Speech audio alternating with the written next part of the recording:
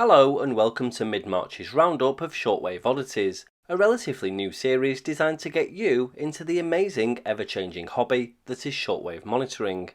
In recent weeks we've seen 3 new signals appear on the bands, which all follow the same trends as the Russian channel markers. These are signals designed to keep a frequency clear for traffic to be sent, the buzzer being a classic example.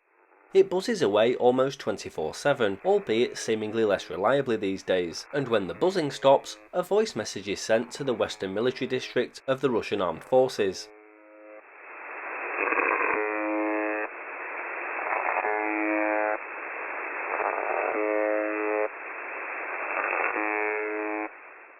The first 2 of the 3 new signals sounded like the long-standing PIP channel marker on 6230 kHz and 6930 kHz.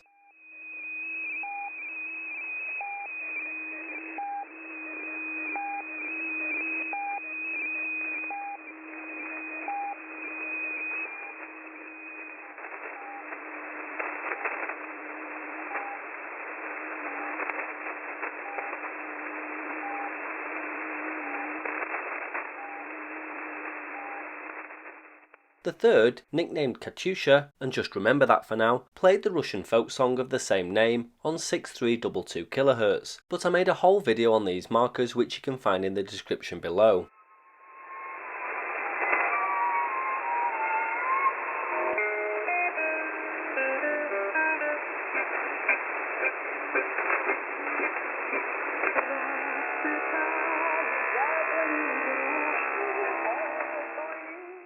Around the same time I made the original video, 3 more markers appeared, but first let's visit 2 unusual signals I heard last week. This signal appeared earlier this month on 6911 kHz. It's rumoured to be a pirate, but nobody really knows. It's being given the name the tennis racket and also the Stalingrad ticking clock.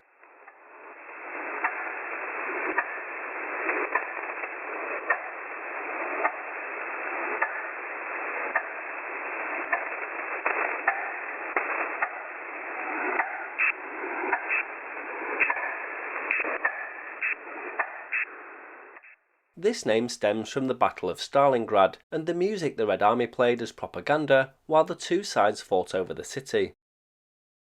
The NKVD, the Soviet secret police and forerunner to the KGB, set up loudspeakers throughout Stalingrad and played quotes like "Stalingrad, mass grave of Hitler's army", as well as music, other demoralizing quotes, and a ticking clock.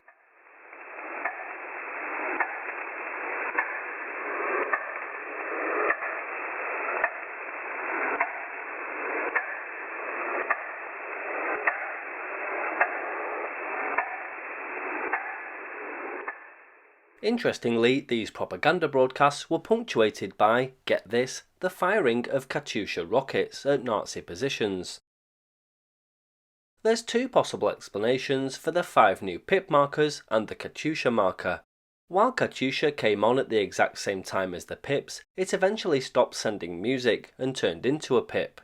If the PIPs were official propaganda broadcasts, then surely Katyusha was too.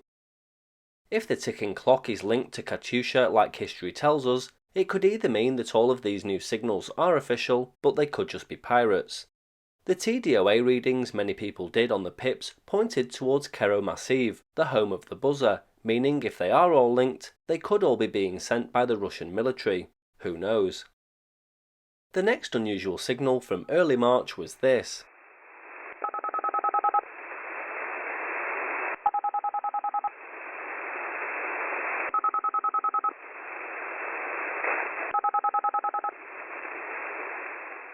It sounds like some sort of phone-related sound.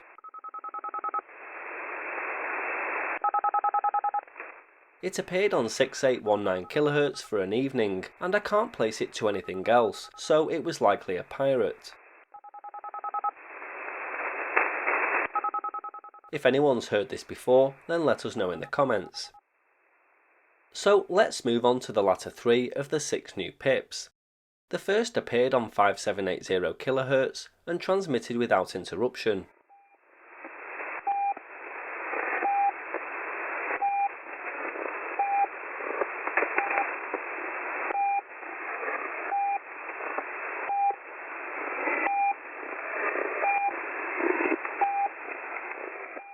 The next one appeared on 6218 kHz and again transmitted without interruption.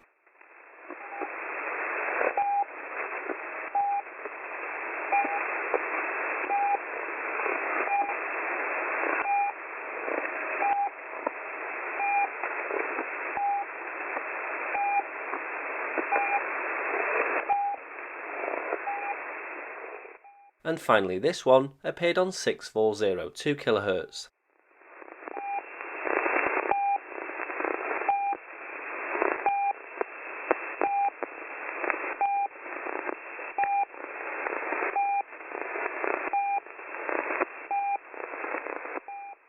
These sound like a higher pitched version of the original Russian pip marker that appears on 5448 kHz during the day and 3756 kHz during the night.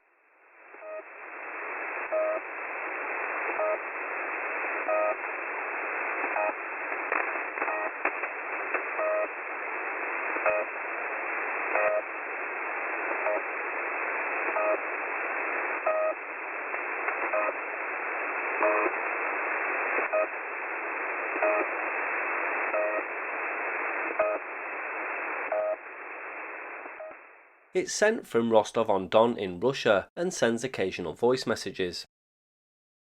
Finally, a station many believe is a number station, but is in fact known as FAV-22. It originates from a French military Morse training facility and sends 5-figure groups of letters.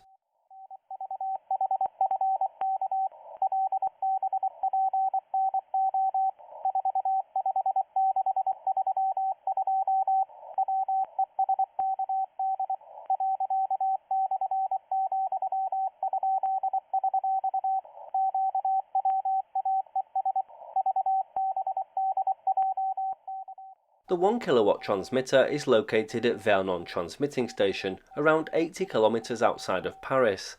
It sends twice a day except on Saturdays, simultaneously on 2 frequencies, 6825 kHz and 3881 kHz. It's a good way of practicing Morse code, or cheating by using phone apps to try and decode the strings of letters.